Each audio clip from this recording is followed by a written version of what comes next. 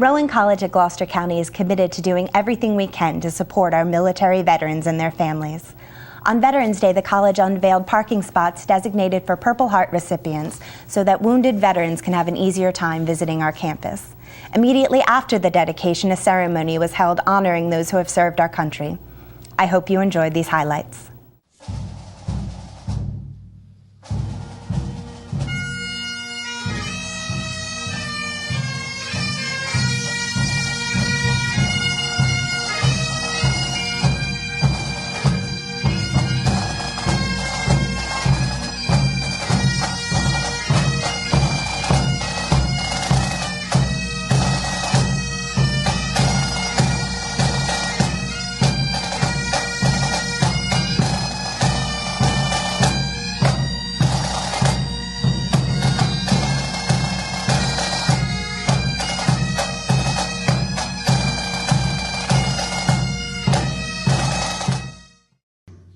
Would all the veterans that are here today please stand if you are able so we can thank you for your service.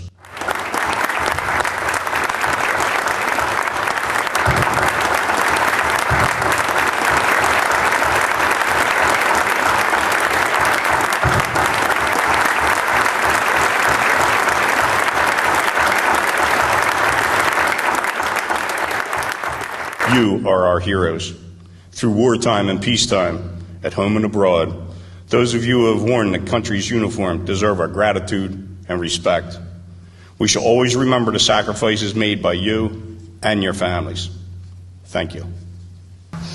My son introduced me to Vet Sports, and I'm privileged to be a part of this wonderful nonprofit organization. Vet Sports is made up of a community of fearless heroes who answered the call of duty. Their mission is to help veterans overcome the challenges of reintegrating into society by focusing on physical, emotional, and mental health through sports, physical activity, and community involvement. Each year, the Vet Sports organization donates to a local charity or program. This year, we were honored to donate $500 to the Gloucester County Memorial Veterans Cemetery. In a recent study, it was found that approximately 22 veterans a day commit suicide. Vet Sports programs and chapters create a continuous outlet to help combat those stats. And one of the key elements to our success is trying to reduce that number as we promote and fulfill a team atmosphere. This is a very, very special day for all our veterans here, and every day I have the honor and privilege of working for our veterans, getting their college credits through, making sure they get paid so they can move on. At this time, I'd like to have all the RCGC veterans come forward. I would like to present Dr. Keating and trustee member Ruby Love, our military-friendly school for the 7th year in a row.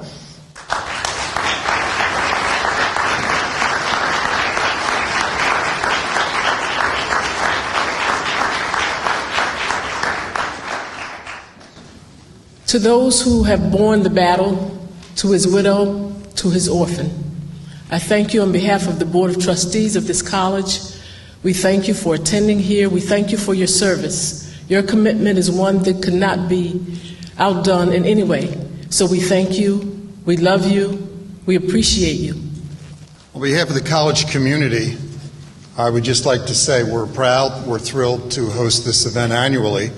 And as you just heard, this is the 7th year that this college has been nationally recognized as a military-friendly institution. And we take that more than an award. We take that as a motto.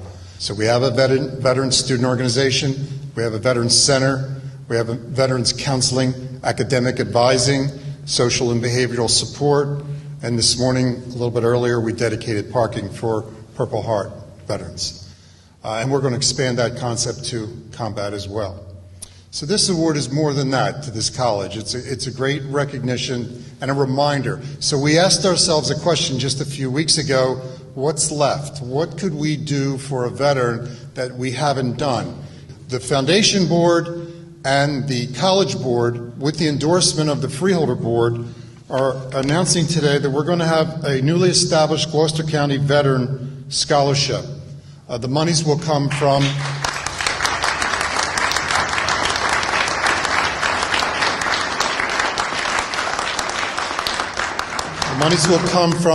from both entities in a 50-50 relationship, which really is the support of the Freeholder Board. It will start this spring for the semester we're approaching. It will be the Gloucester County Veterans Scholarship Program, as I mentioned. It will be what we call last dollar scholarship. After everything else that the vet puts on the table through the bill, through financial aid, through scholarship and other, there is residual cost. Initially, this will be a $30,000 venture with the numbers we have today, and we hope to grow it. But this scholarship will pick up whatever is left. This will bridge the gap between all fees and tuitions. You must be a resident of Gloucester County and to have served in any branch of the military. And we will do this for 4 continuous semesters, which really leads to the associate degree. So the bottom line we're announcing today is that a veteran in Gloucester County can be educated at the county's college for nothing. As a small token,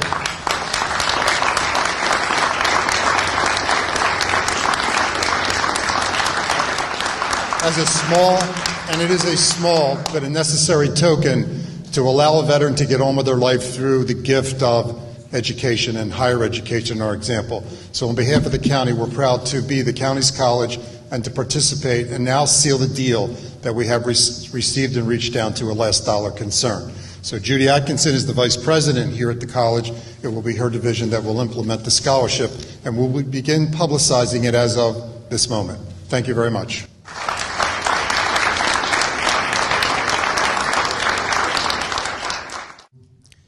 I can honestly tell you that this school has changed my life.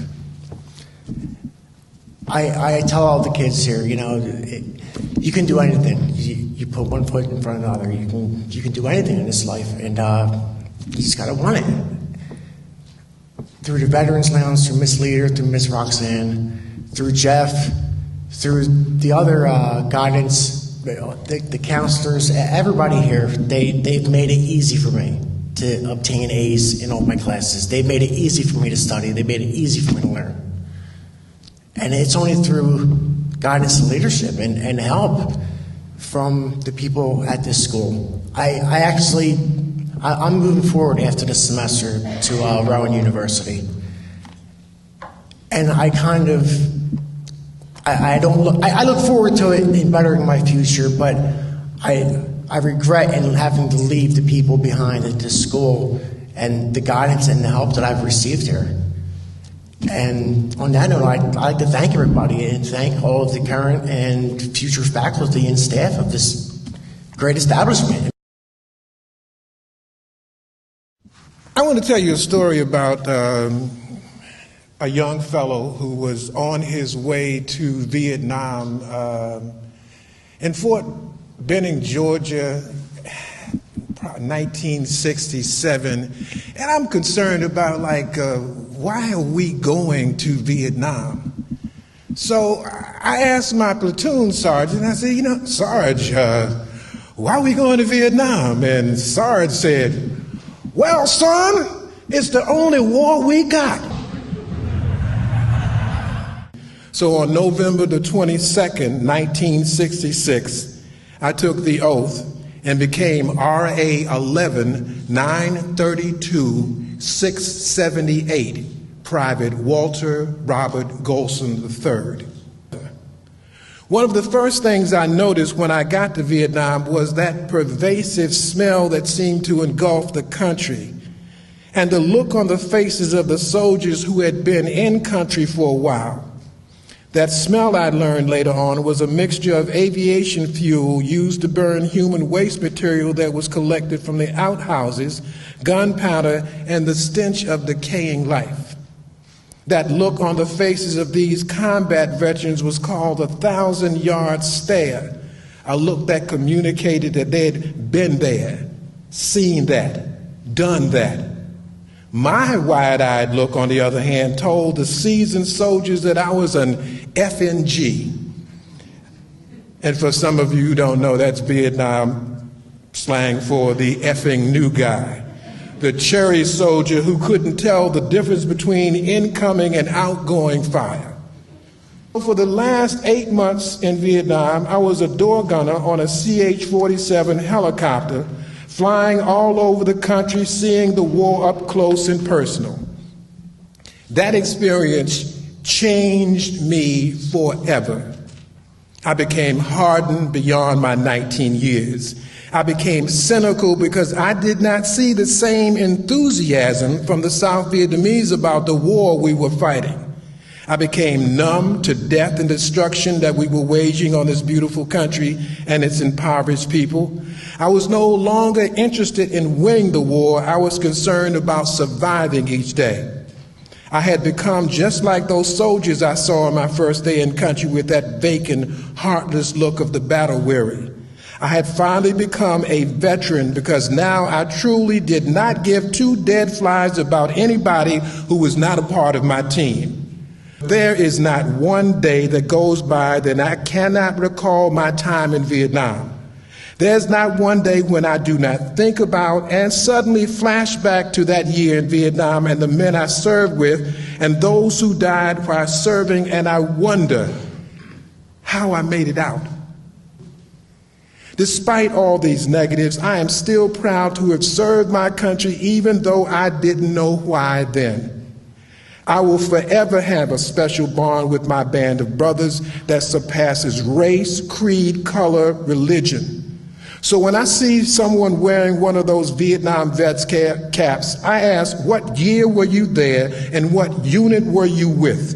And I say, welcome home, brother. And I mean it, because many of us were not welcome when we came back from Vietnam. I say welcome home because not everybody who lost their lives died in Vietnam. And many of us who came back from Vietnam have never really left there. So to all my service brothers and sisters, I say thank you, and may God bless you and your families. Thank you very much.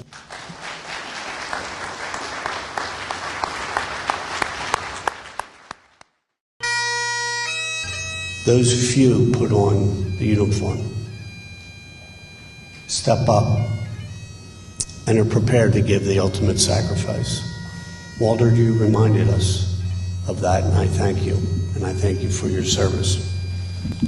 My son served, and that's what first reminded me that you read the newspaper differently. When your son or daughter is serving, your mother or father. To those that have served, those that will serve, our heart goes out to you. For you to put your life on hold, whether it was for 2 years, whether it was for a career, and as your family was back home and they were celebrating great things that were happening in their family, joyous occasions, sorrowful occasions, you weren't there for that. So I thank you for your sacrifice. Thank you. Thank every single veteran that has served, that is serving now, and keep them all in your prayers, because this is not a safe world. It's a very dangerous world, and we have an army, we have a military force that's willing to go wherever, whenever, without being asked why, just to do the best thing for this nation. Today is for remembering. Stand in honor of them. Walk in their path of duty. Remember their cost, and hold in your heart the cause of freedom. Dear God, we remember today, Veterans Day, our veterans.